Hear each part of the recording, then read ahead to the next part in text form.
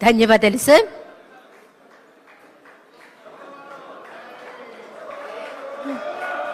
మనమంతా చూస్తున్నాం, ఎప్పుడా అని ఎదురు చూస్తున్నాం. ఏమంటివి ఎంత మాట. ఆచార్య దేవ విశ్వవిఖ్యాత నట సార్వభౌమ ఎన్టీఆర్ గారి అమోఘమైన అద్భుతమైనటువంటి ప్రపంచమంతా పేరు ప్రఖ్యాతులు సంపాదించిన ఒక దుర్యోధనుడి పాత్రను ఇప్పుడు మనమంతా వీక్షించబోతున్నాం. వారే రెడీగా ఉన్నారు, సిద్ధంగా ఉన్నారు. శాసనసభ ఉపసభాపతి RRR గా ప్రసిద్ధి చెందిన శ్రీ కె రఘురామకృష్ణరాజు గారి దుర్యోధన ఏకపాత్రాభినయం. ఒక్కసారి మనం ముందుగానే కర్తాళ ధ్వనులు అందిద్దామా సార్, ప్లీజ్.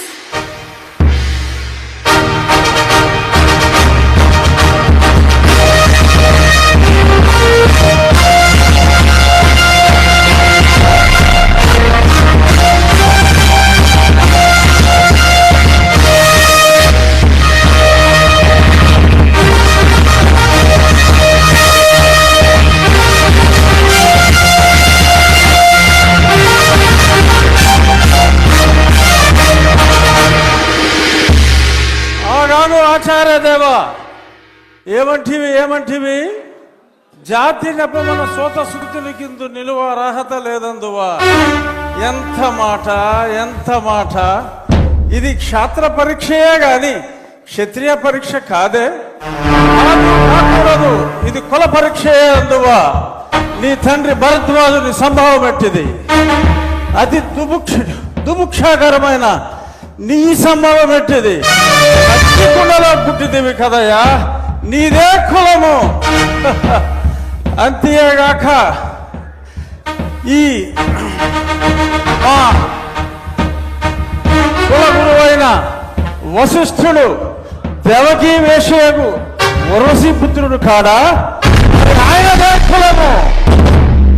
ఆయన పంచమజాతి కన్యకు అరుంధతి యందు శక్తిని, ఆ శక్తి చండాగణ యందు పరాశరుని, ఆ పరాశరుని పల్లె పడుతైన మత్స్యగంధి యందు మా తాత వ్యాసుని, ఆ వ్యాసుడు విధవరాండ్లైన మా పితామహి అంబికతో, నా తండ్రిని పితామహి అంబాలికతో, నా పినతండ్రి పాండురాజును, మా ఇంటి దాసితో ధర్మ నిర్మాణ సరుడని మీ అందరితో కీర్తించబడుతున్న ఈ విదురదేవుని కనలేదా? నాతో చెప్పిందేమయ్యా. బట్టి క్షత్రబీజ ప్రాధాన్యములతో సంకరమైన మా గురువంశము ఏనాడో కులహరమైనది. నేను కులము వ్యర్థవాదములు.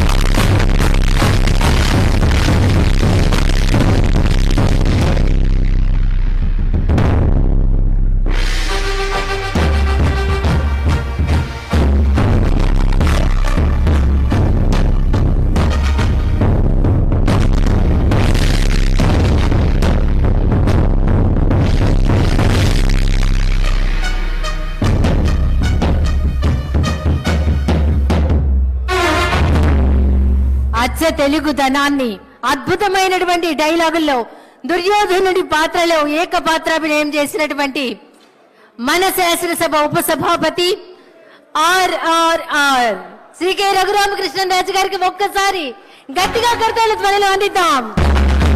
అభినందనలు సార్.